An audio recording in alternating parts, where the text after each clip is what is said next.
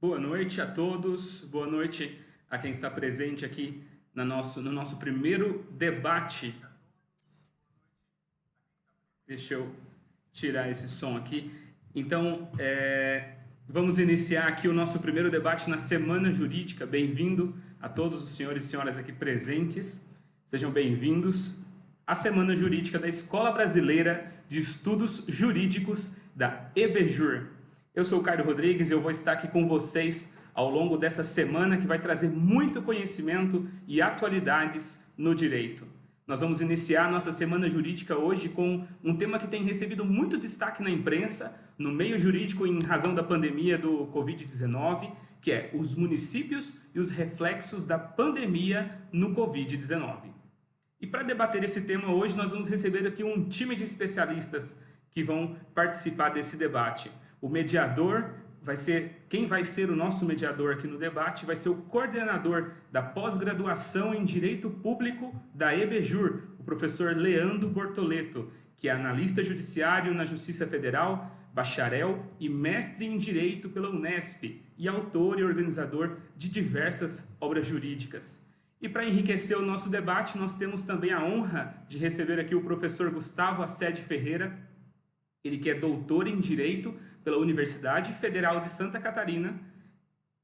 Ele também é live docente em Direito pela USP, professor do Departamento de Direito Público da Faculdade de Direito de Ribeirão Preto, da USP. E também o professor Luiz Eugênio Scarpino Júnior, advogado e professor universitário, autor de artigos e obras jurídicas, entre eles o best-seller Sérgio Moro, O Homem, o Juiz e o Brasil. Antes de iniciar aqui o nosso debate, eu gostaria de reforçar que todos os participantes irão receber o certificado digital de participação via e-mail, que foi cadastrado, e que a EBJUR está preparando condições especiais para que todos vocês possam participar dos cursos organizados pela instituição. Então fiquem atentos às novidades. Fiquem de olho lá no nosso site, que está aí no rodapé aqui do vídeo, nas nossas redes sociais. E agora com vocês, eu vou passar a palavra aqui para o nosso mediador, professor Leandro Bortoleto. Boa noite a todos vocês. Desejo a todos um excelente debate. Boa noite, Cairo. Muito obrigado aí pela apresentação. Boa noite, meus queridos amigos, Gustavo, Scarpino, sejam muito bem-vindos aqui nessa sala virtual da EBJUR. Boa noite a todos que nos acompanham aqui, mesmo à distância, estão nos dando a honra aí da presença, né? É uma grande honra para mim debater participar, mediar, na verdade, né? Os dois que debaterão aqui, dois feras em direito administrativo, além de dois grandes amigos que participam aqui do corpo docente da nossa pós em direito público, ambos aqui muito atuantes em Ribeirão Preto. Scarpino está agora, né, cursando doutorado em direito, dá aula, graduação, pós-graduação. O Gustavo, livre docente pela USP. E assim, eu fico até muito contente, sem palavras, de agradecer aí a disponibilidade de vocês em me dar a honra aqui de conduzir aqui a discussão que nós teremos. Viu? Sejam muito bem-vindos. Boa noite, Gustavo, novamente. Boa noite, Scarpino. Boa noite, Leandro. Muito obrigado pelo convite.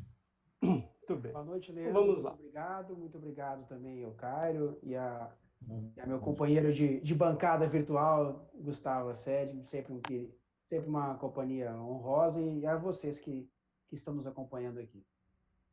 Isso aí. Então, vamos lá, né, pessoal? Infelizmente, aí, né, situação notória que o mundo está acometido aí dessa pandemia da Covid-19.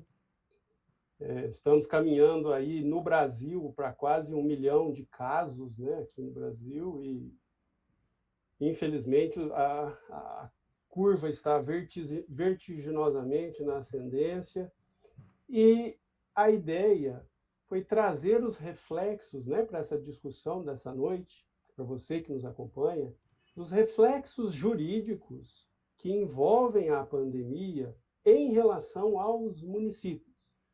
Sabe que a pandemia ela acabou gerando uma profusão de normas jurídicas, são diversos decretos, tem lei, medidas provisórias, então, são várias. Então, várias áreas do direito foram impactadas. Direito do trabalho, direito tributário, direito civil, recentemente também. E o direito administrativo não ficou de fora. Nós temos vários reflexos envolvendo o direito administrativo e, em especial, aquilo que afeta aos municípios.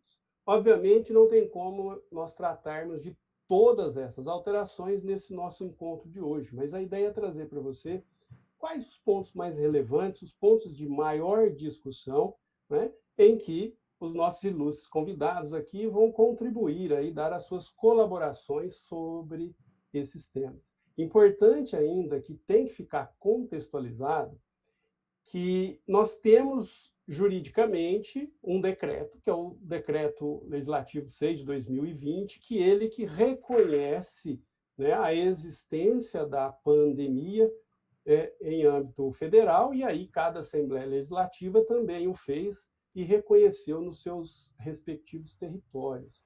Com base nisso, aí gerou-se a necessidade de edição de diversas normas.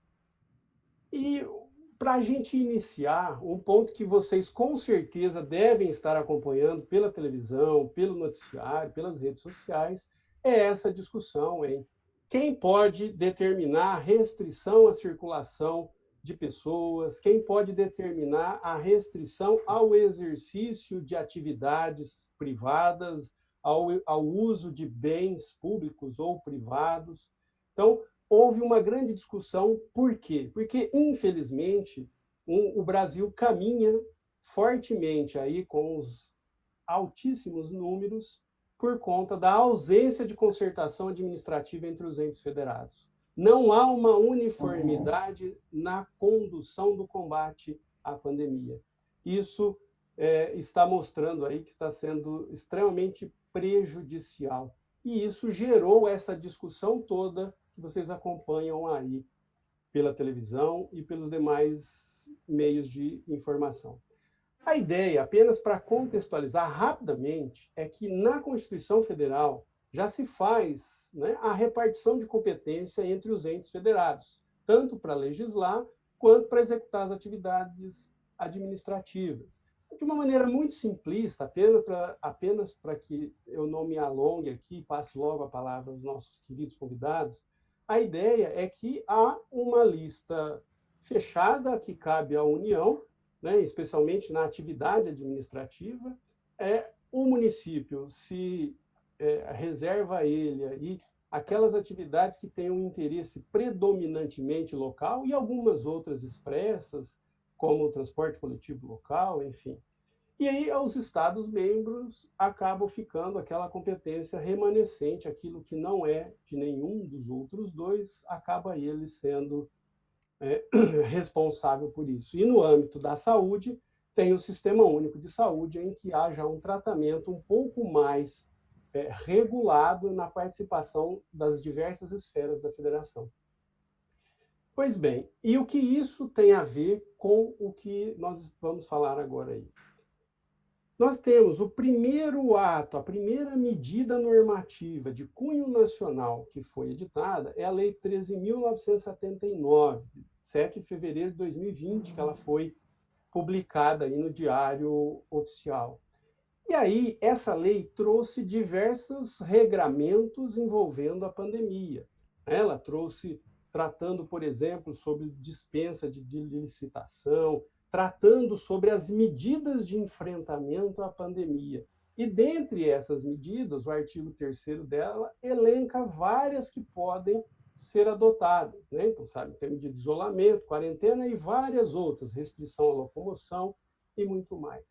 A questão que é preciso trazer à discussão aqui é a seguinte: no Brasil, nós temos um modelo federativo em que há a descentralização administrativa, a descentralização política. Então, nós não temos um centro legislativo só, existem leis federais, estaduais, municipais, e a atribuição administrativa para a execução dessas atividades materiais, né, dos serviços públicos, principalmente, são de todas as esferas. Tem coisas que pertencem à União, que cabem aos estados, e outras que cabem aos municípios. E aí a discussão que vem é o seguinte, mas cada um faz o que quer, como que os estados federados, os municípios, como que eles se articulam no desenvolvimento dessas atividades?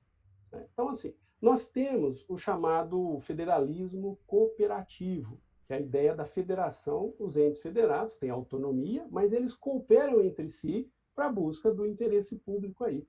E uma discussão que se faz aí necessária é que nós temos várias ferramentas disponíveis já no nosso ordenamento jurídico. Só que aí veio um ponto que eu gostaria de já passar aí para os nossos amigos do seguinte. O que nós já tínhamos no nosso ordenamento jurídico, permitindo essa atuação mais harmoniosa dos entes federados, municípios e estados. Vocês acham que era de fato necessária essa lei dispondo sobre o combate à pandemia, a Lei 13.979 de 2020, seja pela especificidade, seja no sentido de tentar trazer harmonia na condução do combate? E eu gostaria de saber, na opinião de vocês, essa lei, ela gerou algum efeito positivo em relação à uniformidade no combate à pandemia? O que vocês acham?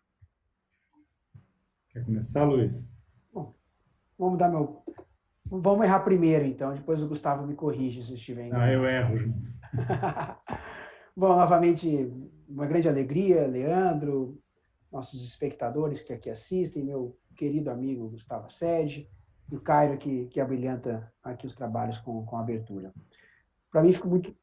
esses momentos de crise, eles trazem uma oportunidade muito grande, que é, por exemplo, a gente poder, Leandro, agradeço o seu convite, sua lembrança e confiança no nosso trabalho, enfim, nas nossas ideias.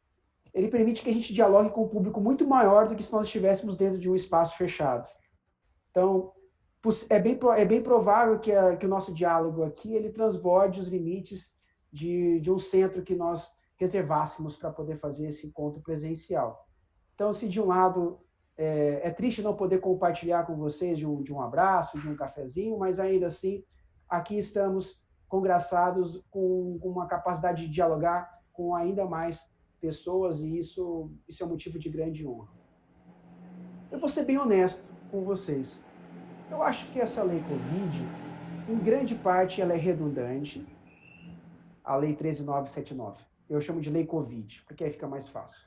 A Lei Federal Covid. Nos meus pareceres, eu sempre falo isso. Me parece que ela mais complica, ela mais traz brechas para uma desarmonia sistêmica, do que necessariamente ela traz caminhos e perspectivas para melhor dar conta às medidas de enfrentamento. Ela começa bem falando sobre as medidas que podem ser adotadas, mas o Leandro e o Gustavo sabem muito bem do que eu, que o direito administrativo clássico, raiz, aquele antecedente ao I. Lopes Meireles, as primeiras edições, já serviriam muito bem para dar conta de medidas de um momento excepcional como esse. O Leandro bem destacou que a primeira grande medida que nós precisávamos aqui era a declaração de emergência, o estado de necessidade, declaração de utilidade pública, em que a União assim o declara, os estados e os municípios também o devem fazer, como ferramenta para excepcionalizar uma série de medidas, desde de gatilhos na lei de responsabilidade fiscal, de dispensa de licitação, e aqui eu já faço uma crítica direta de que não precisaríamos criar hipóteses novas de dispensa de licitação por essa legislação, talvez algum afrouxamento, alguma flexibilização um pouco mais intensa, mas não regrar, não reescrever o regime licitatório de exceção. É desnecessário falar sobre ocupação, sobre desapropriação, sobre requisição. Isso tudo o direito administrativo clássico já traz. E aí eu direciono essa matéria, Leandro, Gustavo dialoga também ela, a gente fica difícil numa sala de aula, até então, explicar requisição, enfim, não tinha exemplos para falar, a gente ficava citando hipóteses bastante distantes, agora a gente tem. Então não precisava ter uma lei falando que requisição, porque é um instituto que classicamente entra aqui da roupagem. Mas eu entendo, enfim, que aqui nós vivemos num sistema, num civil law maximizado, em que você precisa colocar todas as minúcias dentro do papel. E nesse ponto, sei lá, conceituar o que é isolamento, o que é quarentena. O artigo 3º, que fala sobre as medidas que podem ser adotadas, é um número, é um rol exemplificativo, não é um rol exaustivo, tá? Então, porque o próprio Caput diz que para o enfrentamento da emergência de saúde pública, as autoridades poderão dispor de suas competências, dentre outras, as seguintes medidas. Então, o que está aqui é só uma indicação, e cabe a cada gestor, e o Leandro bem destacou aqui, dentro do âmbito de sua própria competência, estabelecer as medidas que forem necessárias para o enfrentamento. Quando a gente fala de saúde, e aqui a grande principal medida se dá para a defesa do estado de emergência de saúde pública em razão de uma pandemia. Quando a gente fala de saúde pública, nós temos que ir para o artigo 196 e seguintes da Constituição Federal. Nós temos que também ir lá, mesmo os artigos 22, 23, o próprio 30, quando eles traçam das competências federadas, a saúde ela vai entrar num eixo comum em que tanto os municípios, quanto estados, quanto a União, podem dar conta do enfrentamento. O artigo 198, o parágrafo único, institui o Sistema Único de Saúde, e no 198 caput diz que as ações e serviços públicos de saúde integram uma rede regionalizada e hierarquizada. Então não há quem possa fazer mais ou menos em termos de saúde. Todos os entes públicos têm uma partição e têm competências próprias para poder tratar sobre isso. A Lei 8080, que trata a lei do SUS, já tem inúmeras perspectivas para cuidar especificamente da saúde. Mas aqui a saúde não são somente unidades, tratar sobre remédios, sobre terapias, inclusive essa lei fala de remédio, enfim, umas sandices ideológicas que acabam se sobrepondo do ponto de vista técnico, que não deveria estar em lei medida provisória nenhuma.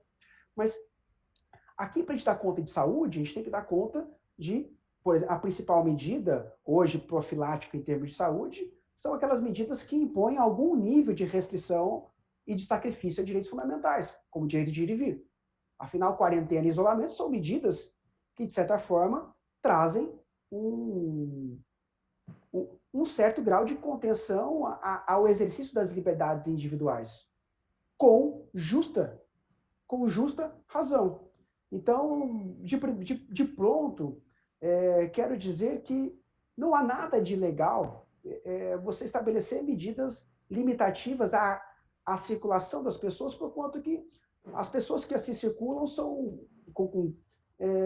potenciais contaminantes e contaminadas, e a gerar um reflexo no sistema de saúde que vai muito além do direito individual. Né? Não há aqui um confronto entre direito individual e coletivo. Aqui há um pensamento do comunitário. Ah, mas isso, que nem já vi algumas pessoas defendendo que isso é impor medidas para que as pessoas tenham restrição ao seu direito de ir e vir. Eu sou livre, eu tenho direito. Tá bom, você é livre desde que você não atrapalhe o direito do outro. Nesse momento, é justificável que você tenha algum grau de sua liberdade restrita para que você possa viver, para que você possa garantir a vida do seu próximo. Senão, nós não teríamos razão nenhuma para ter Estado. As pessoas vão saindo por aí, cada um compra uma arma e sai que nem aí no episódio de Walking Dead, cada um se defendendo sobre a sua própria lei, a sua própria força. E me parece que essa lei, eu vou passar a palavra para o Gustavo, respondendo sobre a sua provocação, sobre a cooperação, ela mais traz confusão e ela mais trouxe dificuldades, por exemplo, quando ela diz que decreto federal vai dispor sobre serviços essenciais. Quando eu dou a brecha para que um decreto federal trate de serviços essenciais, eu conflito direto com o artigo 30, inciso 1, e aqui eu vou para o âmbito municipal, tratando de medidas de caráter predominantemente local. por exemplo, a parte de serviços públicos, quando a gente vai trabalhar serviços públicos, a gente tem que entender o que são serviços públicos locais. A gente começa de cima para baixo, de baixo para cima. O que é local, para entender o que é de âmbito regionalizado, estadual, para saber o que é de âmbito federal, que é ali reservado. Então, já começa algumas excrescências, por exemplo, trazida por medida provisória, e depois a gente pode voltar nessa. Que raio de razão prática eu tenho que entender que é interesse federal tratar sobre salão de beleza? Desculpa, salão de beleza não tem nada a ver com interesse federal. Se eu falar de transporte de alimentos, se eu falar enfim, circulação de veículos e produção química, tudo bem. Aí há um interesse que ele transborda os limites meramente locais. Mas falar de salão de beleza, falar de academia de ginástica, barbearia, desculpa. Eu estava até precisando, inclusive. Mas são questões que, na minha visão, dão margem a uma violação constitucional. E aí a gente tem margem para discutir sobre esse enfrentamento, esse conflito, em que a própria lei Covid e os decretos federais de que tratam de sua regulamentação podem e violam sistematicamente as competências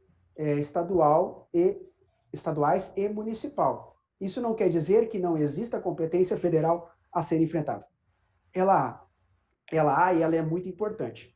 Mas o que nós temos que compreender é que nós não podemos admitir que uma lei federal e decretos federais violem prerrogativas claras dentro do desenho federado ao estabelecer o papel de cada um de seus entes para dar conta das suas situações, serviços públicos, bem como de momentos que exijam a adoção de medidas que muitas vezes não são só municipais, mas são regionalizadas. E regionalizadas, veja-se, não é no nível Brasil, isso dá no nível local. No nível local, e aqui eu já passo a bola para o Gustavo, por exemplo, quem regula o sistema de saúde?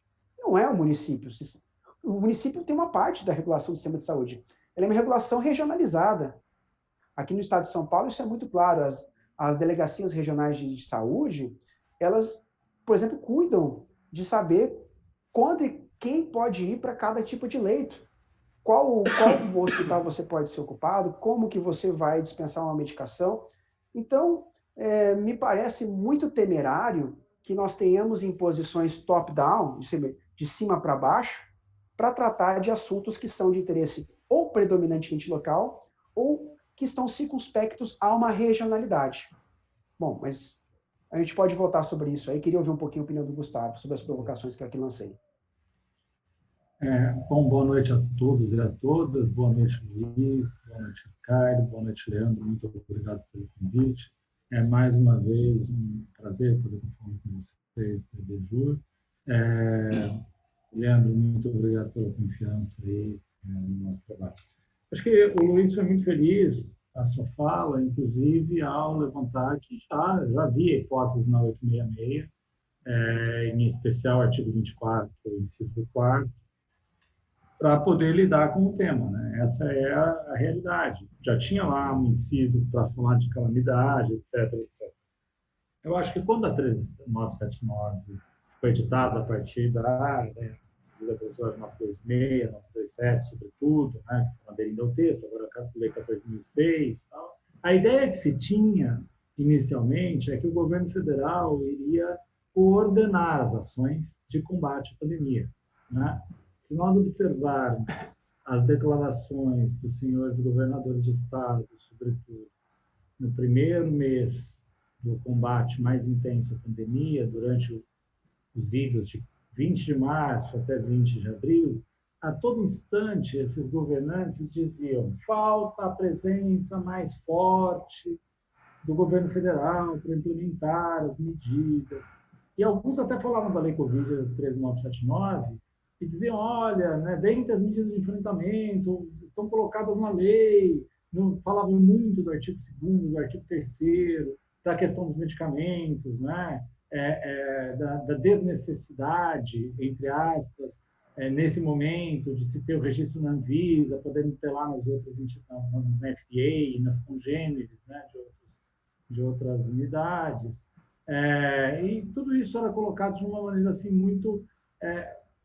otimista até, né? Não, em algum momento nós vamos ter uma concatenação, e havia um ânimo muito grande com a boa relação do Ministério da Saúde com o CONAS e com a ASENS, né?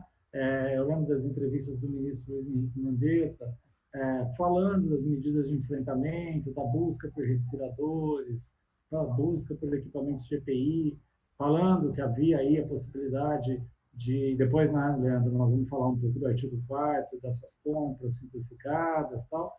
E na época eu pensava, no começo do combate à pandemia, eu pensava, quanto ao artigo 4º, nós vamos falar daqui a pouco, mas eu pensava assim, como poder comprar de empresa inidônea, né?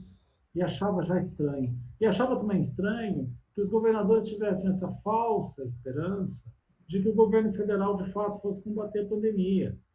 Porque, vejam, né? Você tem, o Brasil é um regime presidencialista, ainda que seja um presidencialismo de coalizão, o sistema exige que você tenha beneplácito de quem governa, né? E a gente não tinha nenhum tipo de apoio para um combate efetivo da pandemia.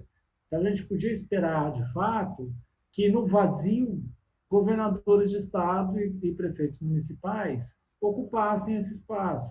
E é isso que duas emendas constitucionais, a 6341 e a 6343, vêm conceder, né? Eu ouso dizer, nós andamos assim muito amigos do STF, óbvio, né? Está todo mundo hoje irmanado, fraternalmente, quase com o STF, né? No nosso ponto de vista do mundo do direito, né? Já fomos muito mais críticos a eles, né? Hoje em dia eles estão tendo aí um direito de uma, entre aspas, quarentena de críticas, né? Mas, né, devo dizer que em outras situações, decisões como a da 6343 não teriam ocorrido, meus amigos, né? Em outros momentos, o STF teria dito, não, há que se aguardar as... Como o Leandro disse, hein? O Leandro mandou muito bem na colocação dele. Ele, de fato, ele foi um verdadeiro ministro do STF em tempos normais aqui no Trofal. Tá? Lembra? Resgata ela. Né? A gente espera que as competências locais sejam dadas por prefeitos, as gerais pelo presidente da República e as decorrentes pelos governadores de Estado, né? Que fazem uma espécie de ligação. Assim se espera na competência comum, na competência concorrente, artigos 23 e 24 da Constituição Federal. É isso que se esperava. Esperava normas gerais. E eu vou mais longe. Os governadores esperaram essas normas gerais serem editadas, né? A lei Covid, ela trouxe lá no início, em fevereiro, a ideia de que o governo federal cumpriria o seu papel. A grande questão que se põe aqui é que ele não o fez. E aí, essa falta de interação entre os entes federados era muito óbvia. Era evidente que isso ia acontecer, porque faltou coordenação. Primeiro, nós trocamos um ministro que, de fato, comandava o processo. Depois, nós tivemos um ministro teófito, completamente neófito na administração pública, né, e que não teve nem poder para gerir o seu ministério, e hoje nós temos um ministro interino permanente. Quer dizer, são problemas graves que fazem com que a legislação acabe sendo conformada por decisões judiciais no âmbito federal do STF e pela iniciativa de membros do Ministério Público em cada município que vão, de fato, com base em um princípio, entre aspas, né, que nasceu da realidade da pandemia, entre aspas, o princípio da medida mais restritiva, né? Porque vocês já ouviram falar nisso, né? O promotor de justiça entra dizendo, olha, a medida do governo estadual é mais restritiva que a sua, portanto, a sua não pode... Não, aconteceu isso aqui com o Decreto 100, né? Basicamente, isso aconteceu aqui em Ribeirão com o Decreto 100. E em boa hora o promotor de justiça, Sebastião Sérgio da Silveira, o fez. Eu concordo com o promotor de justiça integralmente, né? Mas na prática foi isso. É a medida mais restritiva. Quem é? A do governador Dória do que do prefeito Nogueira. Então, vale a do governador Dória. É claro que o Sebastião Sérgio, como é um grande jurista, trouxe mais argumentos. Mas a gente poderia reduzir esse termo, né? Se fosse um jovem promotor de justiça que fez isso de afogadilho. Ele conseguiria a medida restritiva do mesmo modo. Então, veja, o judiciário novamente é chamado a dizer o direito onde a norma falhou. E mais do que isso, onde a gestão pública falhou, sobretudo o presidente da República, na minha opinião. Na verdade, né? Desculpa, só se eu puder fazer Claro, parte. pode. A lei em si me parece inócua em muitos aspectos. Sim. Se Gustavo concorda comigo. Concordo. Ela é inócua em inúmeros aspectos. Ela passa a ter algum grau de juridicidade e interesse quando ela fala que cabe às autoridades locais, dentro da sua peculiaridade, tratar das medidas de isolamento e quarentena. Sim. Então, deixou muito claro que você tem que entender quais são as peculiaridades locais, aí cabe aos estados e municípios entender e, se for o caso, adotar medidas mais cautelosas. A gente vai falar depois de princípios ambientais incidentes aqui na lei Covid. Tem que ser mais cauteloso, e na cautela cabe ao gestor local entender a sua insuficiência, porque aqui é o seguinte, aqui não tem droga que resolva, não tem nada, aqui as pessoas vão se contaminar, das que vão de 100, não sei se vocês conhecem essa estatística, mas eu tive acesso a ela aqui. De cada 100 pessoas que se contaminam, 50% mais ou menos são assintomáticos. Aí houve uma polêmica de deturpar uma fala, enfim, não se sabe qual é o potencial de contágio dos assintomáticos, mas enfim, 50% é assintomático. 35% ou 40%, mais ou menos 35% é aquilo que, de forma muito infeliz, imprudente e irresponsável, foi dito que se restringiria a uma gripezinha, a um resfriado. Sintomas moderados e leves de acometimento. O que é muito comum, inclusive, nessa época agora de seca e frio na nossa região. Pelo menos as temperaturas caem um pouco e fica mais seco, e os problemas respiratórios acabam recrudescendo. Inclusive, se você pegar estatísticas de síndrome respiratórias agudas, esse é o período que elas mais costumam advir. Nós temos pneumonia, nós temos, inclusive, H1N1, uma versão nova que está pairando pelo ar também,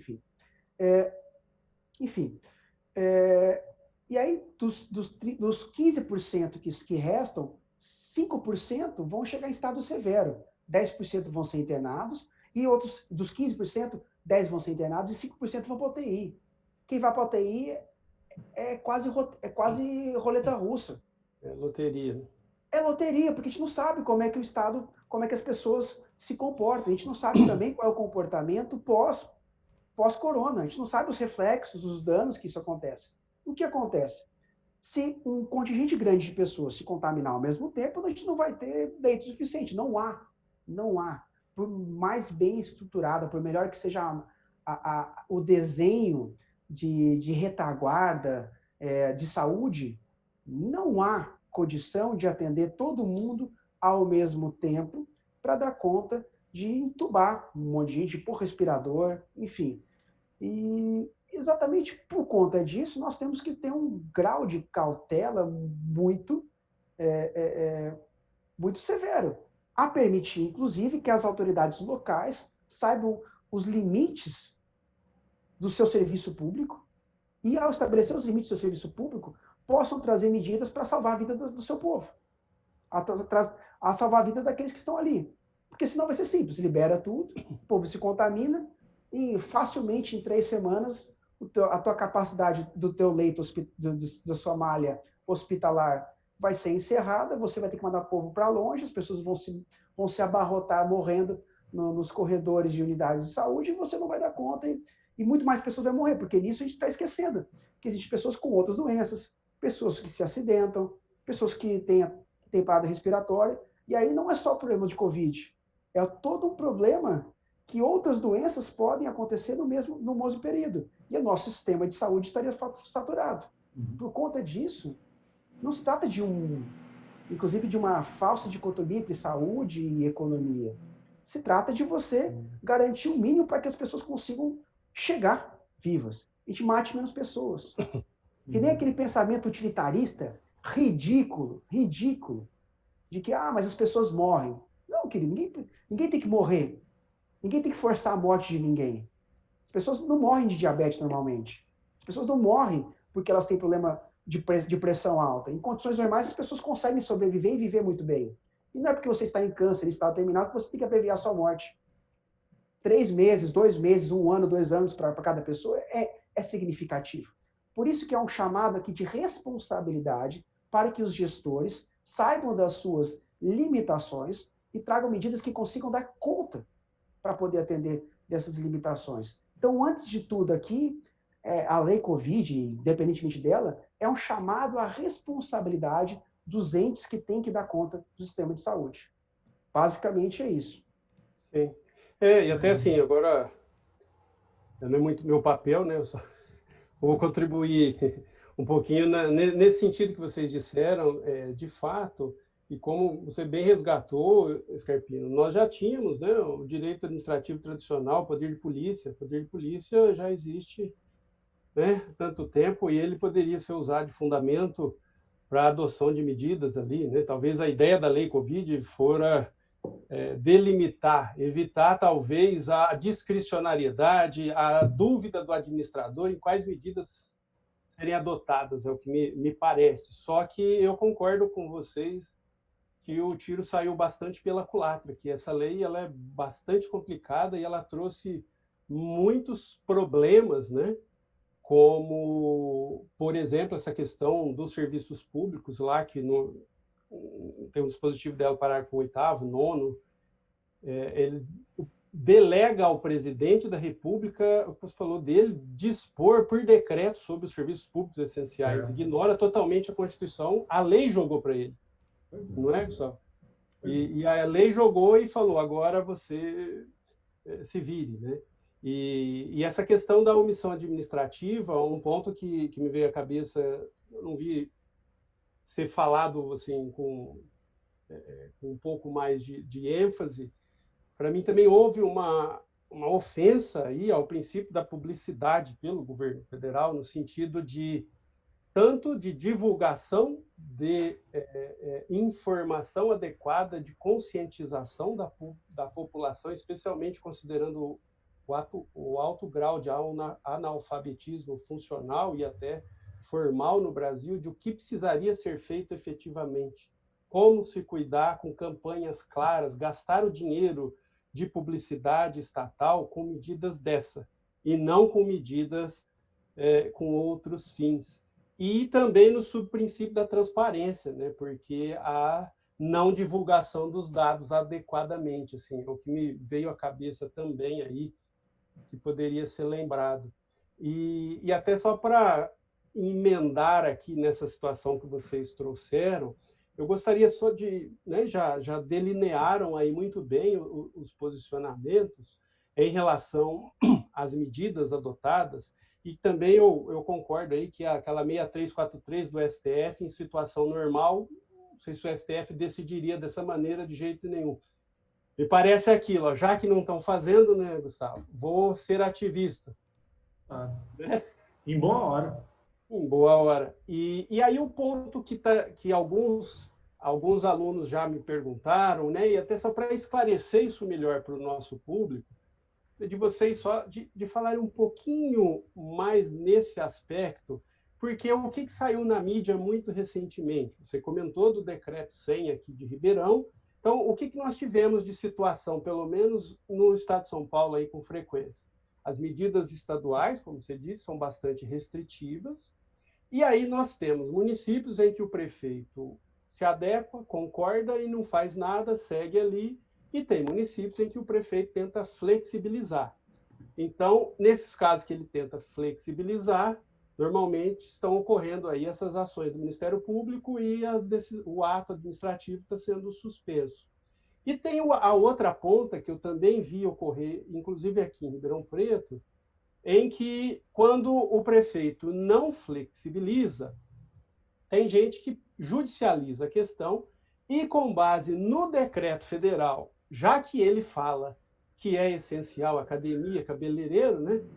E aí tem a concessão, está ocorrendo a concessão de liminares para que esses estabelecimentos individualmente funcionem, mas depois elas acabam sendo posteriormente suspensas, né? E a ideia que o pessoal fica em dúvida é isso. Pois bem, cabeleireiro, e academia e outros que o interesse claramente preponderantemente local, qual seria, na visão de vocês, o fundamento jurídico, além da medida restritiva, para que o município não possa regular o serviço público dele no âmbito municipal?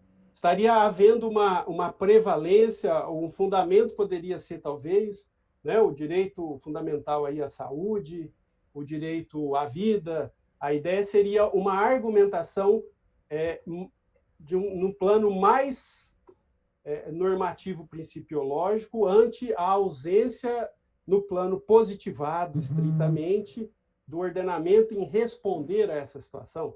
Assim, nós teríamos normas positivas, estritas, que responderiam necessariamente àquela situação, e aí nós teríamos que fazer aí uma exegese, uma interpretação mais alta, para como preservar a vida, ou o que vocês acham, como que responderia isso? Porque muitos estão dizendo, olha, mas isso não está havendo uma ofensa à autonomia dos municípios? O município está sendo impedido de disciplinar os serviços locais, né? Seja pelo decreto, num aspecto pelo decreto federal, que disciplina, e no outro pelas medidas dos governadores. Então, eu queria que vocês delimitassem um pouquinho para o nosso ouvinte aqui entender melhor para onde que as decisões estão indo aí. Tá. Eu vou falar bobagem primeiro dessa vez, né, Luiz. Depois você me corrige. O negócio é o seguinte. Bom, primeiro, quanto ao presidente da República, não é só o princípio da publicidade. Você tem toda a razão quanto ao princípio da publicidade. Mas é o limpo inteiro do artigo 37. Ali tem ilegalidade, atentado à impessoalidade, imoralidade administrativa de maneira qualificada, improbidade aos borbotões, atentados à publicidade, atentados, sobretudo, ao princípio da eficiência, né? E há também, claramente, um rol de atentados aos princípios da Lei 9784. Né? O presidente da República é realmente um vencedor, ele conseguiu romper, né, com boa parte dos princípios da administração pública federal. Não só os princípios do artigo 37, mas também vários princípios elencados na Lei 9784, a Lei do Processo Administrativo Federal, sobretudo razoabilidade, falta razoabilidade. Quanto à esfera municipal, resgatando a consideração e a pergunta do Leandro, eu acho que na prática, o grande argumento que se tem é a questão do direito à vida e o direito à saúde e, obviamente, o combate à pandemia, né, por si só, porque não há outros caminhos. E há uma questão no que diz a saúde pública que é bastante interessante. Há um sistema coordenado, as DRS de saúde, as Diretorias Regionais de Saúde, elas são coordenadas por um sistema da Secretaria Estadual de Saúde que se chama CROSS. Tá? Então, na verdade, você não tem leitos de hospital do município de Ribeirão Preto. Você tem um sistema que é primário, secundário e terciário, né? Que tem um sistema de referências e contra-referências, e eu posso tranquilamente ter um paciente que não encontrou leito nos hospitais de Campinas e é removido aqui para o hospital estadual, aqui, ou então para o HC, ou para o E, para os dois HC, para as duas alas do HC, né? Ele pode, a FAEPA, que é a gestora do sistema do HC aqui, do hospital aqui próximo ao João Rossi e tal, ela entra no sistema dela, que ela vai receber um paciente, ela tem que receber o paciente.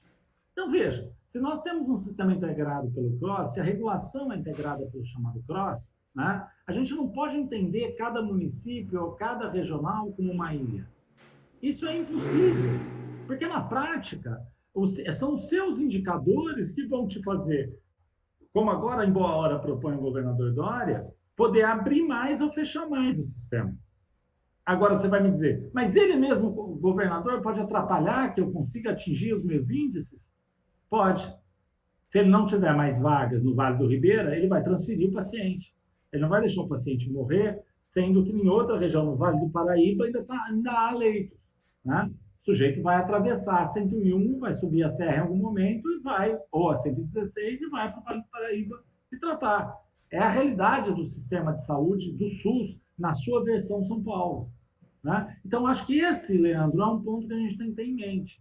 O que me preocupa e que me causa estresse é que muitos prefeitos municipais, em diversos momentos, utilizaram o Ministério Público como escudo, ou seja, eles criavam decretos liberando, porque eles sabiam que o MP ia entrar com ações, iam conseguir liminares, e aí eles iam dizer, foi o promotor.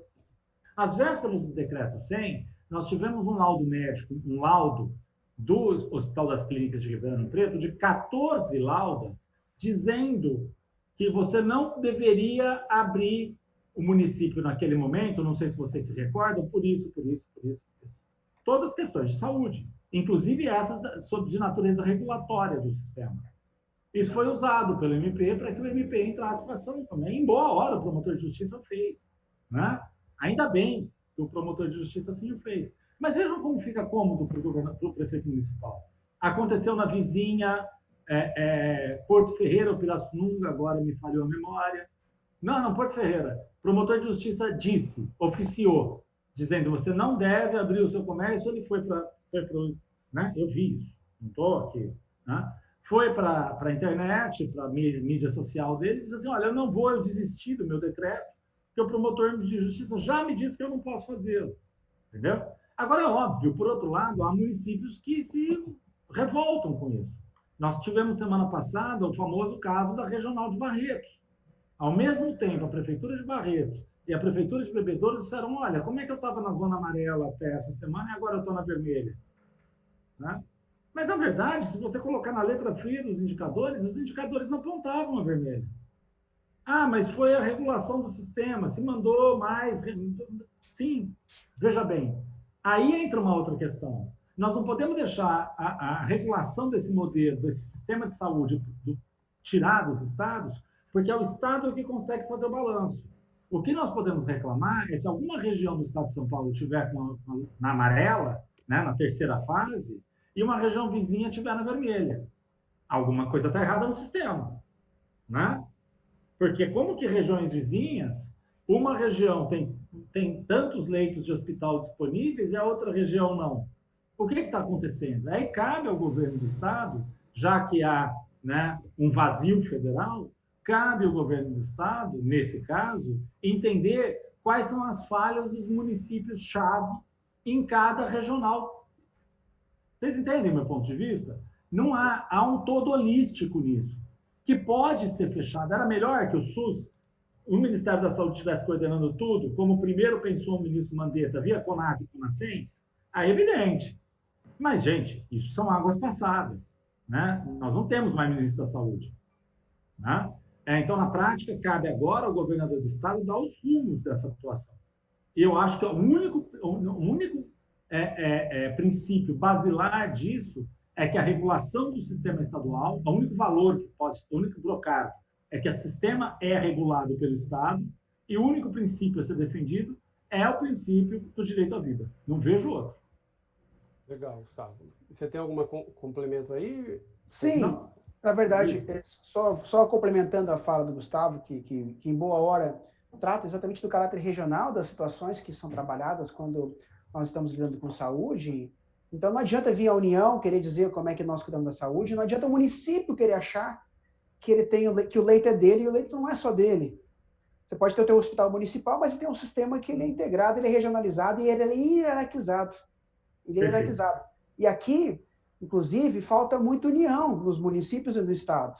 A União lava as mãos, quando fala do SUS, passando uma merreca para que os hospitais, para que os entes locais deem conta de procedimentos. A tabela SUS está defasada, não sei, acho que quase 20 anos. Enfim, então, aquilo que a União repassa para os municípios e para os estados, lembrando que a União é a grande arrecadadora dos nossos tributos, quase tudo que a gente manda vai para cima, ela passa e passa muito pouco. E ainda vem lavar as mãos dizendo que não tem competência sobre isso. Porque é um ponto importante, eu só queria citar 2 exemplos de decisões judiciais. Leandro, a título da sua provocação. Por exemplo, aqui no âmbito do Estado de São Paulo, acho que nossa audiência aqui transborde os limites de São Paulo, nós temos um decreto estadual que ele é bastante rigoroso e alguns municípios que entendem que tem uma condição muito melhor do que aquela que o Estado e gostaria de flexibilizar ainda mais suas atividades. E vários, não só isso acontece em termos de posturas municipais de não fiscalizar, e aí às vezes o Ministério Público está agindo e determinando que os municípios executem as medidas impostas pela autoridade de vigilância sanitária competente, que no caso é da estadual, né? Ou às vezes com decretos municipais que, invocando o interesse predominantemente local, querem flexibilizar, querem trazer uma condição mais light em termos de isolamento do que aquela estabelecida pelo decreto estadual. Toda vez que isso vem acontecendo, e às vezes existem decisões de primeiro grau que acabam dizendo que o interesse local tem prevalência, por exemplo, ou às vezes o município nada faz, como no caso lá das academias ginásticas, que começaram a pipocar algumas liminares para permitir que academias ginásticas pudessem funcionar. Logo, o Tribunal de Justiça de São Paulo já veio começar a caçar essas liminares, isso foi para o Supremo, acho que o ministro Fux também chegou a dar algumas decisões nesse sentido, suspendendo por essas decisões que eventualmente acabavam trazendo algum tipo de flexibilização daquilo que não tinha sido imposto. Então, hoje, prevalece a medida mais cautelosa. E, sem embargo, a gente tem que necessariamente falar que quando nós estamos falando da lei Covid, nós temos que estar a ação direta de inconstitucionalidade 6343, que foi exatamente fazer o confronto da lei Covid. E essa lei Covid, a extensão dos efeitos dessa liminar, ela é vergonhosamente atacada pelo chefe do Executivo Federal, pelo presidente da República, com uma tentativa canhestra de deixar de cumprir o seu papel de chefe de Estado e chefe de governo federal, para não dar mais poderes, para dizer o seguinte: olha, quem cuida de Covid agora é estados e municípios. Mentira, não é isso.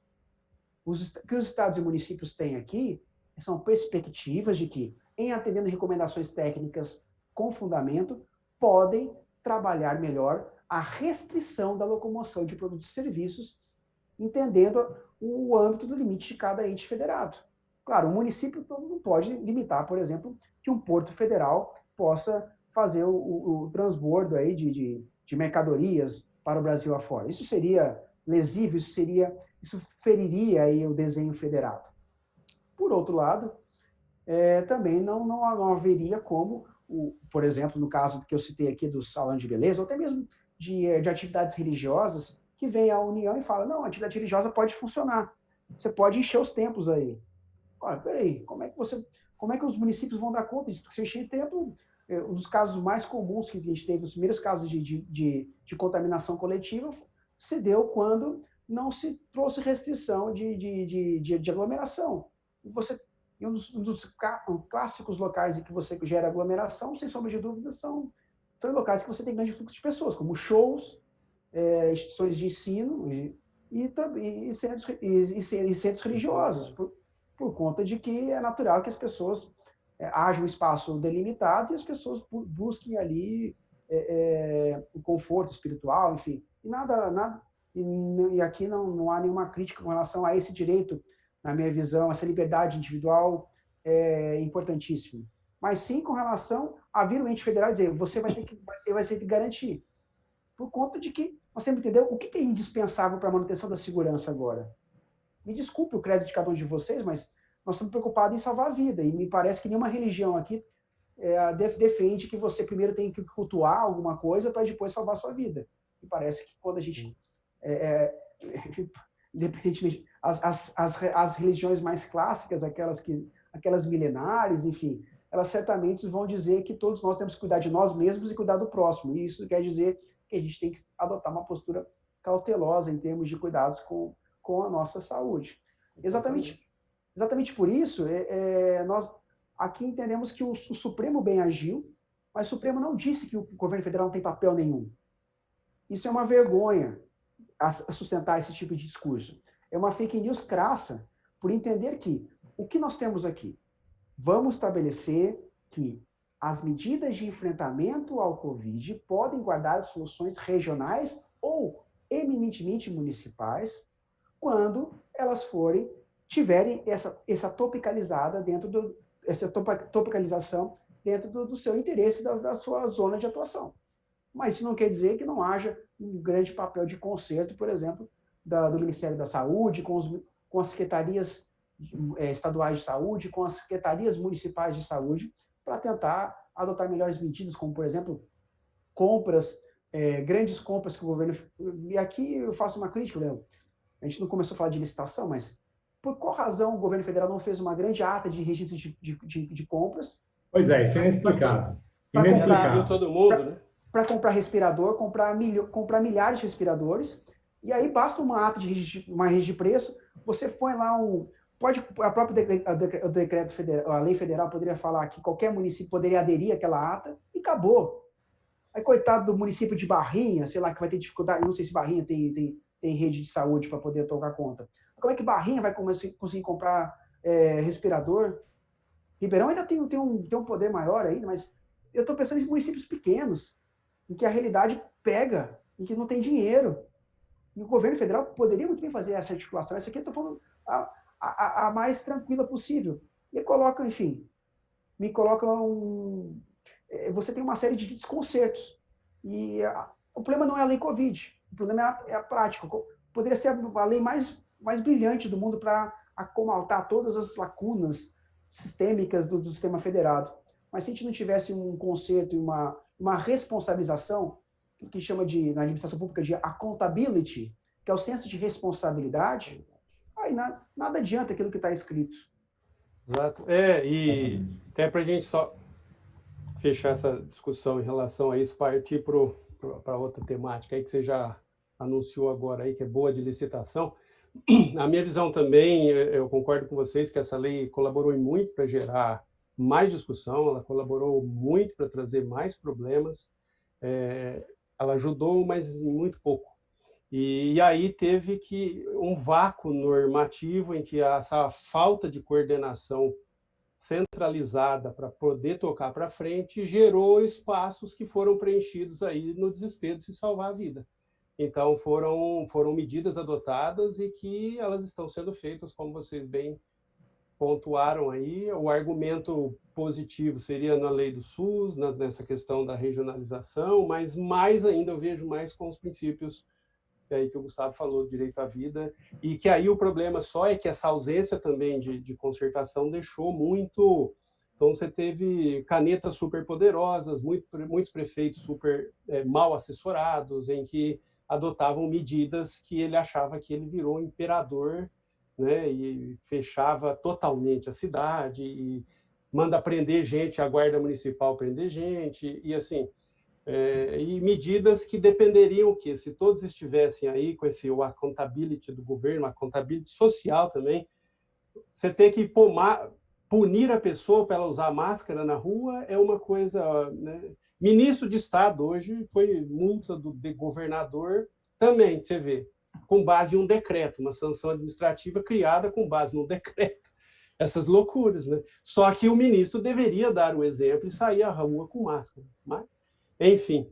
E aí, como o Scarpino bem levantou essa questão aí da licitação, o que nós temos, e também está na lei Covid aí, que é essa redundância que o Gustavo já apontou no artigo 4º, no artigo 24, inciso 4 da lei 8666, já tratava da contratação emergencial, só que aí eles quiseram colocar isso, né, na lei aí lei Covid, né, como apelidada aí, e aí você tem vários artigos, o artigo 4º ao 4º-I da lei dispondo sobre a dispensa de licitação para compra de bens e serviços, inclusive serviços de engenharia, para o enfrentamento da pandemia. E aí alguns pontos que merecem aí uma discussão, que você vê que no artigo 4º coloca lá no parágrafo 3º aquilo que o Gustavo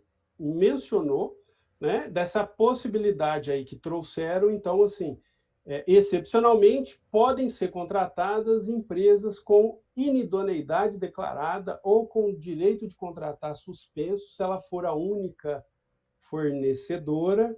E no artigo 4º F, também traz já uma outra flexibilização, que aquela contratada não precisaria ali, excepcionalmente, apresentar documentação, né? Regularidade fiscal, trabalhista ou qualquer outro requisito de habilitação, que fica bastante aberto, até se ela poderia eventualmente cumprir ali o contrato, não sei se é muito amplo. Então, eu gostaria de ouvir vocês nesses aspectos, se essas exceções para essas aquisições de uma empresa, por exemplo, que tenha condenações absurdas por ofensas aí à moralidade administrativa, né, em processos licitatórios já apurados, em processos administrativos, se isso ofende a Constituição Federal na visão de vocês, ou se nessa situação excepcional foi uma medida acertada aí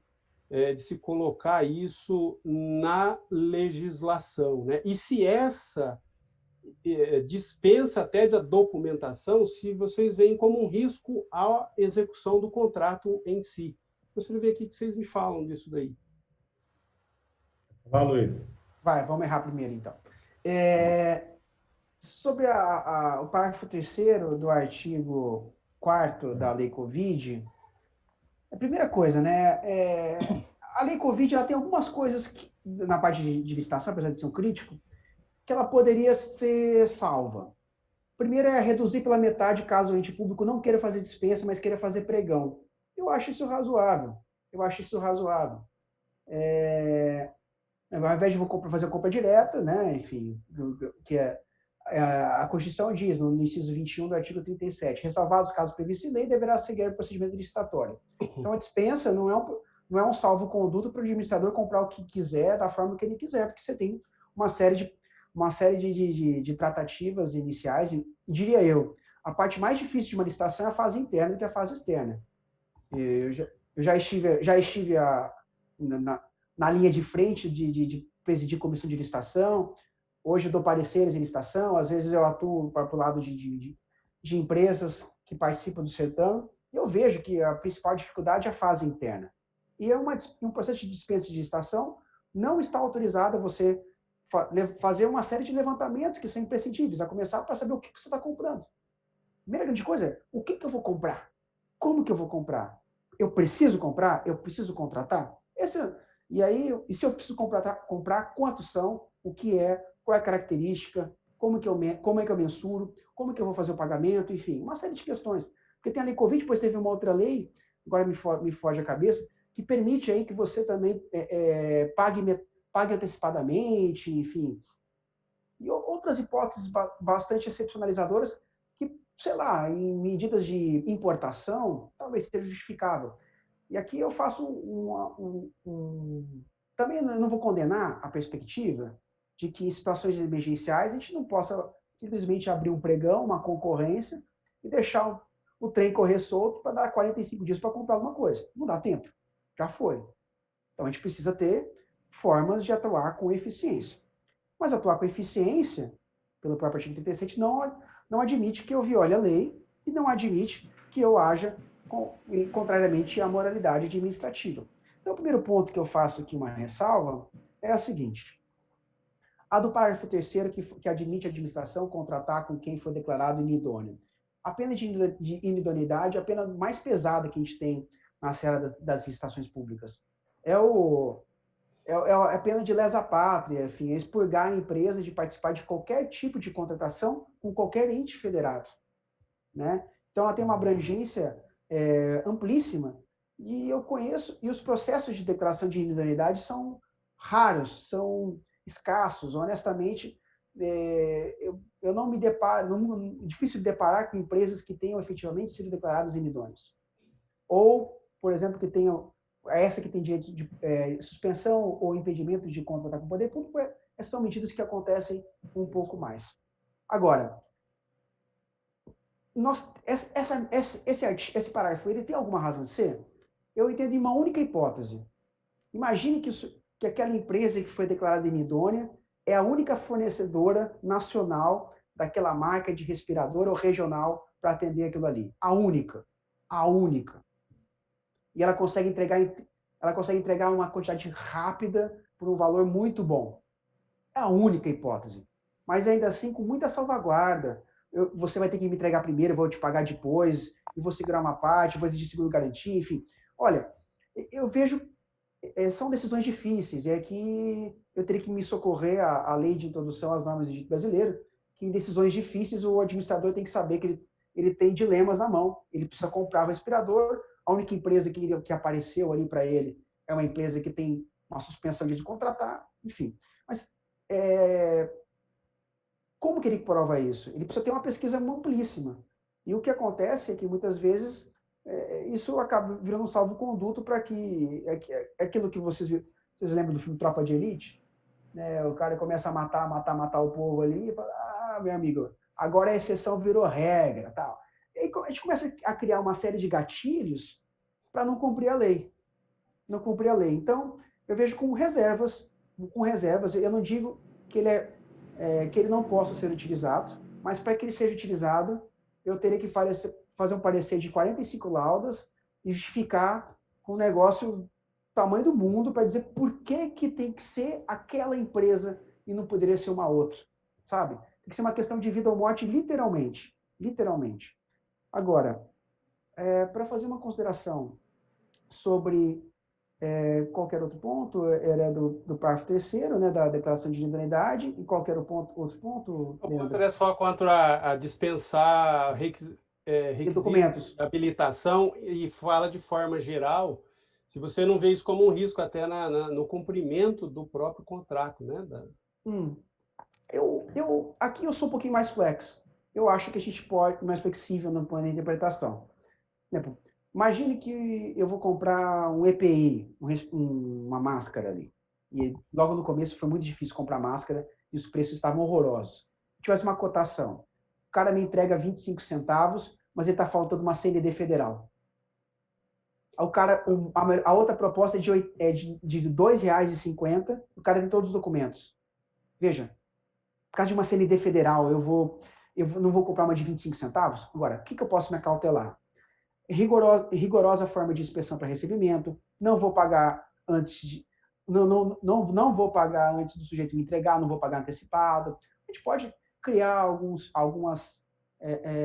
algumas formas, acho que o Gustavo talvez não concorde comigo, para tentar equilibrar, mas essa parte de excepcionalizar alguns documentos, eu acho menos deletéria e ela pode ser justificada quando nós tivermos a eficiência em cotejo ali, a economicidade, que ela é imprescindível para esses momentos, né? Enfim, agora, não pode sujeito que não tem nenhum documento, não tem condição, não dá para contratar uma empresa, uma construtora para fazer um serviço de 2 meses que ela não tenha atestado de capacidade técnica, por exemplo. Isso seria afrontoso.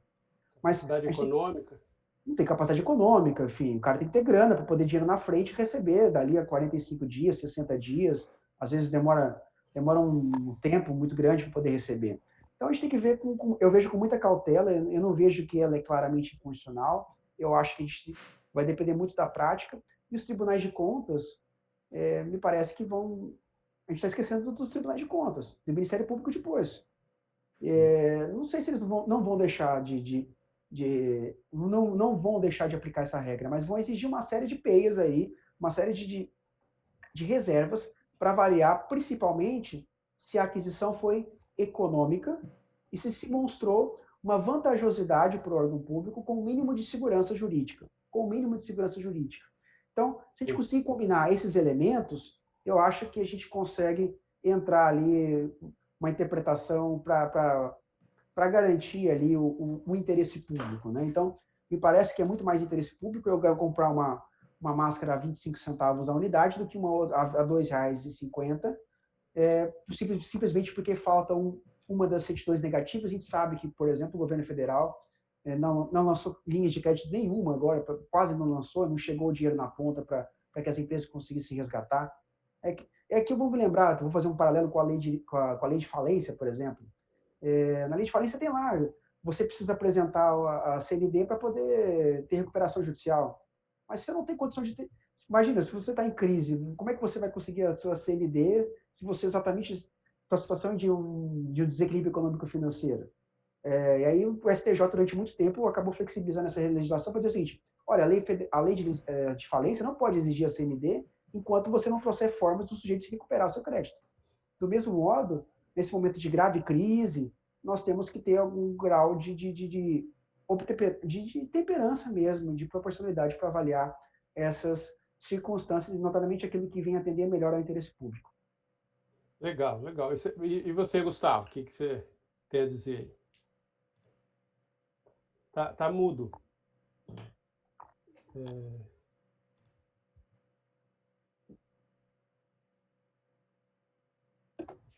Bom, Estava mudo. porque eu fico mexendo aqui, fico com medo de atrapalhar. Ou me mexendo. Eu acho que o Luiz lembrou muito bem a Lei de Introdução ao Direito Brasileiro, lá no seu artigo 22, parágrafo 1º, né? E só ela já basearia um pouco, daria o norte da atuação do administrador público. Quanto à Lei 13.979, tem algumas coisas do artigo 4º que, de fato, como bem lembrou o Luiz, são explicáveis, né? Dá para a gente entender e compreender as vicissitudes do administrador público nesse momento. Algumas são imperdoáveis e algumas representaram verdadeiras cascas de banana diante de governadores de estado, sobretudo. Em primeiro lugar, uma primeira leitura do artigo 4º, eles nos dão uma nova hipótese de dispensa de licitação, não fora as abarcadas, né, no artigo 24, como eu já citei ali, nós tínhamos o inciso 4º e tal. Ele gera uma nova modalidade geral envolvendo os temas relativos à Covid. Eu acho que sim, o que há que mais salta aos olhos, como vocês bem lembraram, de fato, assim, eu acho que, sem dúvida nenhuma, o que vocês levantaram previsto no parágrafo 3º, é de fato mais grave. E assim, eu não quero crer, senhores, assim, com medo de errar, que a lei tenha lançado um dos motivos da existência da lei tenha sido justamente o parágrafo 3º. E por que eu não quero crer isso? Porque o Luiz atua muito mais do que eu nesses processos. Mas nós sabemos que é muito difícil você achar empresa idônea. Porque a empresa idônea ela nem participa mais. É um outro CNPJ que está participando por ela, o chamado laranja, né? A gente conhece essa realidade do laranja em licitação, né? Eu não tenho mais como vender pneu para frota de ônibus do Boi aqui de Cravinhos, né? O prefeito de Cravinhos, né? Uma super frota de ônibus. Então, eu mando uma outra empresa gaúcha, que não aquela que já causou um problema para ele em dado momento, eu mando outra empresa gaúcha, e essa empresa gaúcha chega e disputa a licitação, né? Ela tem qualquer capacidade de cumprir? Pouca, mas ela está representando a anterior, entendeu? A gente conhece isso, tem muita gente que vive disso no Brasil, né? Infelizmente, é uma mácula e uma falha muito grande da 8666, né? Permitir de algum modo esse tipo de situação. Eu ouvi falar um dia desses um colega jurista de direito administrativo dizer que o diálogo competitivo vai resolver isso, né? Eu não ri alto, porque eu devo respeito a esse colega. Eu acho que assim, escreva um artigo sobre isso, por favor. Você que gosta de escrever artigos quando as leis saem, né, como todo bom administrativista, né? Logo a lei sai, o cara escreve um artigo de impacto, né? Escreva isso, vai ficar bonito, todo mundo vai ler, vão concordar e vão te citar, vai dar índice, né? Mas você é um iludido, porque, na verdade, diálogo competitivo no Brasil vai ser psicodrama, né? Com toda certeza. Isso, gente, óbvio, né? Vai ser até engraçado de ver, eu quero participar, né? Mas quantos diálogos competitivos a gente vai ter no Brasil? Vai ter 3? Quantos? Ridículo. É um ridículo. Uma hidrelétrica, sei lá. Não tem que ser um negócio muito louco aí para poder dar gente. E ainda nesse ponto dessas alterações aí que trouxe na lei do Covid aí, né? Principalmente aquelas incluídas pela MP 926. Meia, que está mais para o fim do artigo, né? Isso. Essa do quarto E também, aí, essa parte. Eu fico um pouco assim, eu não sei a opinião de vocês, eu gostaria de ouvir, que fala aqui, né? Esse excepcionalmente é que os órgãos de controle vão ter que balizar posteriormente, mas assim, sem justificativa da autoridade, pode dispensar a estimativa de preços para compra e ainda, né, o parágrafo 3º desse artigo 4º fala aí que os preços obtidos na estimativa não impedem que se contrate por valor superior decorrente da oscilação dos valores de preço aí, né? Eu acho que o quarto E é o central. Você tocou no ponto central. Pior que a questão da individualidade. Você exemplificou com o preço de máscara. Tem amigos médicos que foram comprar máscara e era 50 centavos, depois passou para R$ 5 quase cada. Então, a ideia é essa, assim, como que vai aferir, a opinião de vocês, essa contratação direta que eu escolho, eu falo, nem vou ter estimativa de preço, tá bom, justifico, não sei qual motivo que vão justificar, e aí depois, eu mesmo havendo, eu contrato uma 10 vezes maior. Vai ser o quê? A alegação, né, Gustavo? Vai ser o quê? A oferta e procura? Não, na verdade, a lei ela te traz uma fórmula mágica de que você não vai precisar ter na sua avaliação que você não precisaria, é isso que muita gente compreendeu, de um projeto básico, né? Você não teria que ter um procedimento básico anterior. Como o Luiz bem disse, mais importante numa licitação é a fase interna do que externa, né? E em um segundo momento, senhores, mais grave do que isso, ela vem falar de um tal, e aí eu prefiro chamar de um tal, termo de referência simplificado. Aí ela define o que é termo de referência simplificado. Sabe o que é o termo de referência simplificado? É o termo de referência.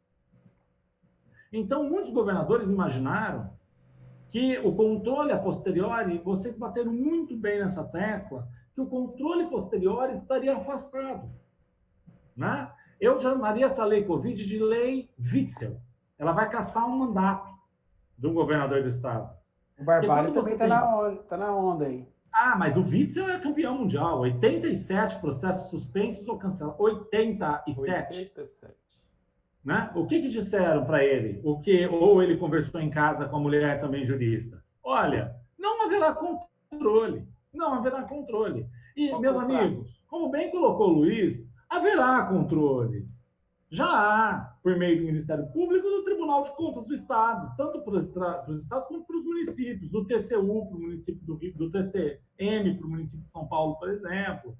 Haverá controle, é evidente.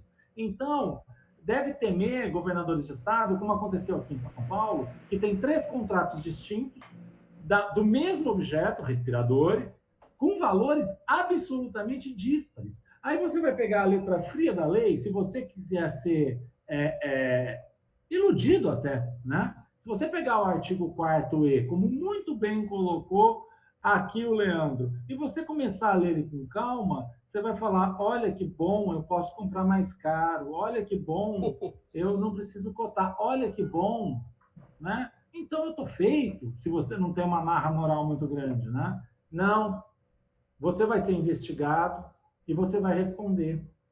Essa é o 4º E é a grande casca de banana que eu me referia. O 4º E e um pouquinho menos o 4º F, que obviamente não deveria existir, né? Que é a questão dispensar a apresentação de documentação. Até concordo com o Luiz que, claro, se o cara não tem uma CND por um motivo específico, né? Mas talvez a redação não seja boa. Mas o 4º E, ele é o que há de mais grave, na minha opinião, nessa lei, sinceramente falando. Ele abre uma caixa de Pandora que vai ser fechada pelo dueto Ministério Público e Tribunais de Contas, né? Isso é fato. Há 3 compras de respiradores em São Paulo. Essas 3 compras, elas são absolutamente diferentes. As compras governamentais do governo de Santa Catarina, do estado de Santa Catarina, já foram objeto de devassa da Polícia Federal. há um processo de impeachment contra o governador do Amazonas.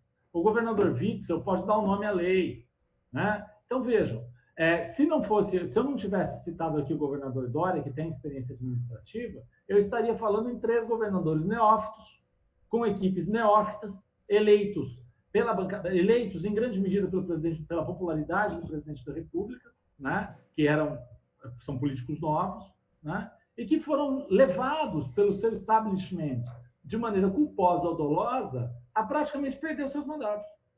Vocês concordam comigo? Esses governadores irremediavelmente vão acabar perdendo mandato, né? E vejam, pelo menos no Rio de Janeiro, a estrutura que cercou a Secretaria de Saúde do Rio de Janeiro era a mesma que cercava a gestão Cabral. Vejam que oportunidade, e eu concordo inteiramente com o Luiz, quanto aos efeitos deletérios da Lei 13.979, vejam que oportunidade trouxe a 13.979, quando muito mais fácil seria a atuação firme do governo federal para ter ata de registro de preço. Né? Com uma ata de registro de preço, a gente poderia ter chegado muito melhor, porque mais ou menos as compras são as mesmas. Ah, mas aí não tem mais esse produto. Tudo bem, aí não tem mais, você vai... se o Ministério da Saúde tivesse cumprido a sua parte, gente, comprando os respiradores, mandando aviões da fábrica buscar esses respiradores na China, né? Buscando materiais de EPI, né? Nós não estaríamos vivendo esse derrame de dinheiro público que nós estamos sofrendo no Brasil por conta da aplicação da Lei 13.979, sobretudo no que diz respeito ao artigo 4º. Perfeito, Gustavo. Quando se fala na lei, no âmbito federal, a gente tem a Advocacia Geral da União, que é extremamente rigorosa na hora de estabelecer dispensa de licitação, enfim. E aí, só para te dar um norte, eu estou monitorando, o Ministério Público Federal, os tribunais de contas do Estado, eles estão requisitando das unidades que façam compras relacionadas a recursos ou têm enfrentamento com verba para fins de Covid, para avaliar item por item. Quanto que você está pagando no respirador, quanto você está pagando no EPI, e está vendo uma tabela comparativa. Aí você consegue estabelecer uma mediana do que é preço de mercado e o que é superfaturamento. E aí, enfim, essa flexibilização na dispensa não admite que uma compra seja definida no gabinete do governador e depois vai lá e formaliza dentro do processo. Óbvio. E se isso não levar para a cadeia, não sei mais o que leva. Então, as pessoas confundem... Talvez bombardear o STF, né? Mas aí... Mas é o ponto... O inverno está chegando. Aí o que você bem colocou, porque essa casca de banana, que quando você lê uma leitura assodada, esse quarto E, o cara fala, tô liberado, tô pronto. Mega Sena, vou comprar. E aí, né, o ponto que ainda traz, porque não no caso específico, mas houve, não sei se chegou a ver que a medida provisória 951 incluiu aí no artigo 4º a questão do pregão, que o Scarpino bem lembrou aí, de reduzir os prazos pela metade, né, Scarpino? Isso. E aí prevê, né, o parágrafo 4º, que poderiam fazer pelo sistema de registros de preços, serão consideradas compras nacionais, nos termos de regulamento, que aí o pessoal poderia, né, aderir. Mas só que assim, aí o ponto é esse. Houve essa atuação administrativa nesse sentido? Eu desconheço. Não houve. Na verdade, os termos iniciais são da 926. E aí, como você bem lembrou aí, Leandro, o parágrafo 4º foi inserido pela 951. Sim. Mas, assim, vamos dizer um bom inglês, too late. Tarde demais, meus caras. Agora já é 15 de junho, né? E aí um ponto... Está galgando assim, que numa outra discussão, num outro momento, discutindo a questão do judiciário, da demanda e um monte de coisa, numa outra participação, que estava discutindo isso, dos reflexos, os impactos no volume do judiciário pós-pandemia. E uma das discussões foi essa, das ações civis públicas que vão chover aí por conta especialmente das licitações aí superfaturadas, aí, a exemplo do que já está ocorrendo lá do Rio de Janeiro aí, né? Mas é isso aí, né, pessoal? Nós temos, em razão aí do adiantado da hora, nós temos muita coisa que pode ser falada em relação aos municípios, mas aí eu tenho a informação aqui que nós temos perguntas aí dos nossos ouvintes, então eu vou pedir licença aí aos senhores aí para passar a palavra ao Cairo, para que o Cairo traga aí as dúvidas de quem está nos acompanhando aí. É isso mesmo, muito obrigado. Nós recebemos aqui algumas perguntas dos nossos, quem está nos acompanhando aqui nessa live da Semana Jurídica, e através das nossas redes, nós temos aqui algumas perguntas que nós podemos debater aqui mais um pouquinho. Uma delas é o seguinte, ó, com relação ao poder de polícia garantido pela Constituição, entendem que os municípios deveriam aplicá-la para manter o isolamento social? Olha, sim, evidente que sim. Na verdade, os municípios têm que zelar pela saúde pública nos limites do seu entorno. Já está previsto no 9 seguintes. Então, ele tem que manter. O problema é o jogo de pressões, entendeu? Porque, na verdade, um governo é uma resultante de um jogo de pressões. Então, quando o município pede para um Tribunal de Justiça levantar a multa combinatória do seu transporte público municipal, da sua empresa concessionária, é porque ele sofreu uma pressão. Por que eu não vou citar em que município isso aconteceu, é um município muito distante de Ribeirão Preto, né? Vamos deixar assim. Por que o município pede esse tipo de coisa? Né? Porque ele sofreu uma pressão para fazê-lo, entendeu? Então, veja, o grande problema é que todo prefeito sabe que tem que manter o isolamento.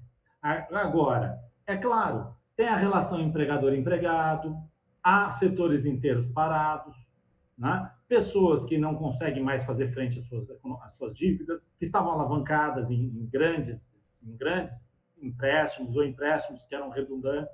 Então, entenda, é claro que todo prefeito tem essa responsabilidade. Agora, a hora que a gente desce da Constituição para o dia a dia do município, isso tudo é muito distinto e é muito difícil de avaliar. Eu acho que é um poder-dever. Quem não faz pratica ato de improbidade administrativa. Não tem Previsibilidade do interesse público, né, Luiz? Não tem brincadeira para enfrentamento do Covid. Por que o Brasil vai ser diferente? Por que as pessoas não vão morrer? Mas aqui está sendo diferente, infelizmente. E aí, assim, aí você vê, não vou falar da Europa, tá? Nem vou falar da China. Vamos falar de Índia, por exemplo. Olha o tamanho da Índia. Olha o percentual de pessoas que... Enfim, nós temos paradigmas de países muito... Argentina, uma grave crise econômica de anos, um país pauperizado, do tamanho acho que do tamanho da cidade, da população do estado de São Paulo. Estado de São Paulo. Compara Argentina com o estado de São Paulo. Estado de São Paulo. Compara os reflexos. Falhamos imensamente, e cada prefeito pode pôr na conta aí inúmeras mortes, a contaminação endêmica que está crescendo, não só ele, mas também a irresponsabilidade do presidente da República, que lança as pessoas às ruas e faz com que depois você leve situações constrangedoras de guarda municipal, ter que tirar a gente de praça e tal. Enfim, mas o município não tem disponibilidade de interesse público, ele tem que cumprir o seu poder de polícia. Agora, você fala assim, você pode dar multa por decreto, aí são outras questões. Eu acho que não. Mas você pode ter mas aí você pode talvez usar o código de posturas local, se você tem um tipo, que ele é um tipo aberto, que poderia comportar e talvez um enquadramento e tal, enfim, mas é bobagem você falar de multa por decreto municipal se não tiver nada previsto em alguma lei complementar. Isso é ridículo. Mas vocês concordam comigo que a culpa ela vem desde o federal, passando pelo estadual, chegando no municipal. Ela começa no federal, ela é mais grave lá, né? Mas isso não exime a atuação de muitos governadores de estado e de muitos prefeitos, né? Que receberam esse jogo de pressão e abriram esse jogo de pressão, né?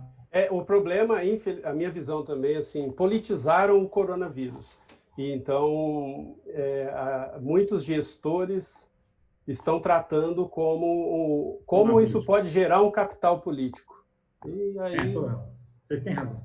É guerra, gente. Guerra é união. Guerra não é o momento de você querer aparecer. É o momento de você... Infelizmente, as pessoas estão indo para o lado do pior da guerra, que é querer fazer... Quer fingir que não existem corpos sendo empilhados em razão do volume de morte que está acontecendo. E os prefeitos ainda pensam uma coisa que tem um passinho adiante, né? Que é pior ainda. Tem uma eleição municipal aí na Berlim. Isso é vizinho. Ô, Caio, temos mais perguntas? Temos mais 2 perguntas aqui. A próxima pergunta aqui para os senhores é a seguinte: o estado de calamidade pública que permite a dispensa de licitação não é um risco para o aumento da corrupção? Quem quer responder aí? Luiz. Sim, não. A corrupção vai existir de qualquer jeito. Você dispensar a licitação, a dispensa de licitação, se for pegar o artigo 24, acho que tem... Eu esqueci o tanto de inciso que tem lá. Você lembra, Leandro? Tem 30... tem 30 e pouco, 34. 30 e poucos incisos. Dispensar a licitação não é nada de errado. Não é equivocado.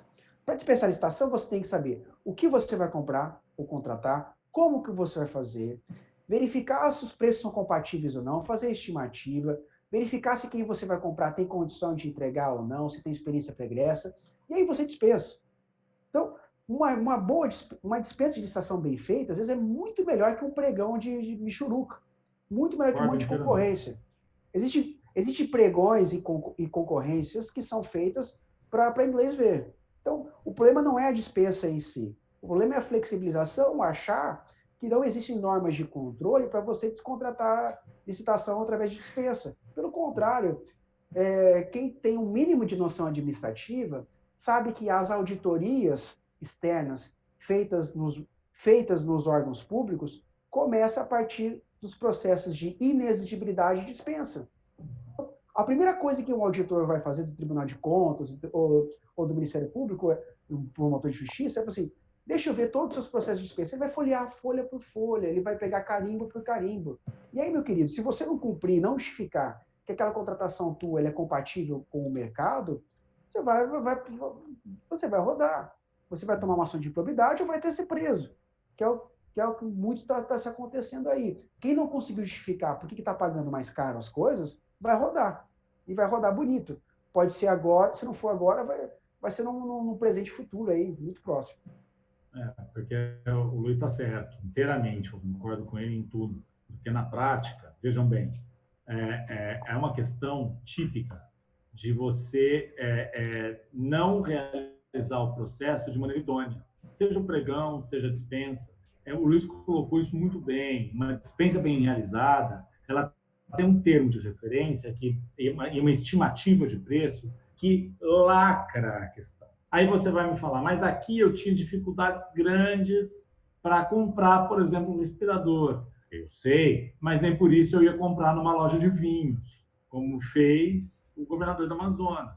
Então, entendam, ele faria o mesmo se fosse por pregão, entendeu? Ele ia fazer o pregão de um jeito... Qual o termo que você usou, Luiz? Direcionado, não? Você usou um termo mais corriqueiro. Michuruca? Mequetrefe, qualquer. Michuruca. Michuruca. Eu acho essa palavra ótima nesse caso. Ele ia fazer um pregão michuruca, super esvaziado, entendeu? E a loja de vinhos ia ganhar o pregão. Sabe Deus como. Entendeu? Então, na verdade, é que como a gente tem uma situação muito específica, as pessoas julgaram que elas tinham uma janela de oportunidades para a independência financeira. É esse o problema. Não é a modalidade. Você quer colocar mais algum ponto, Leandro? Não, tá, já colocaram muito bem aí, fecharam a abordagem, concordo com o que ambos falaram aí. Excelente. Vamos para a próxima pergunta, então. A nossa última pergunta aqui da noite é a seguinte: um deputado estadual de São Paulo está propondo um projeto de lei para exigir dos municípios prestação de contas quinzenalmente. Isso é viável? Não é viável. É completamente inviável. E viola... É surreal até. Isso prova que o 15 dias? deputado e proponente não tem a menor ideia de como funciona a administração pública municipal. Essa proposta dele depõe contra ele como deputado estadual. Mostra que ele não sabe nada de responsabilidade fiscal e de transparência pública. Se ele quiser, ele vai estar no portal da transparência e vai ver que está tudo publicado lá o compra feita do dia anterior. Exigir prestação de contas fora daquilo que tem previsão, espécie na Constituição Federal, e por um ente exógeno, enfim, num prazo irrazoável, é absolutamente inadequado. O que nós temos que lutar nesse momento, e medidas podem ser adotadas, inclusive por deputados estaduais, é de transparência, de cobrar, de fazer comparativos, de traçar quais são as compras públicas, exigir e verificar se de fato o respirador que foi comprado está em serviço, está em funcionamento, verificar. Enfim, seria uma fiscalização muito mais efetiva, muito mais inteligente. Você pedir prestação de contas em 15 dias, desculpa, eu vou te encher de calhamaço de documentos, você não vai saber, você vai ficar perdido, você não sabe o que você está pedindo.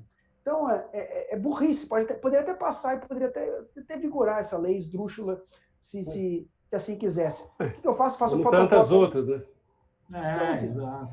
Não mas isso. a função do legislativo, especialmente nos municípios e nos estados também, a função fiscalizatória ela é muito mais efetiva do que essa função normativa, que muitas vezes vão dar nome para rodovia estadual, propõem leis, às vezes, inócuas, só que o nome na lei fica lá, né? Isso gera uma obra dele, que ele fez a lei, o projeto de lei, para o pessoal da região e tal. Isso daí ele vai ser um pretenso combatedor, aí, um pretenso, né? Um paladino do combate à corrupção, exigindo a transparência em 15 dias. Só que o que o Luiz muito bem apontou, Scarpino, se ele falar, eu quero ver o contrato que você assinou com o fornecedor dos respiradores, qual a marca, o que fez.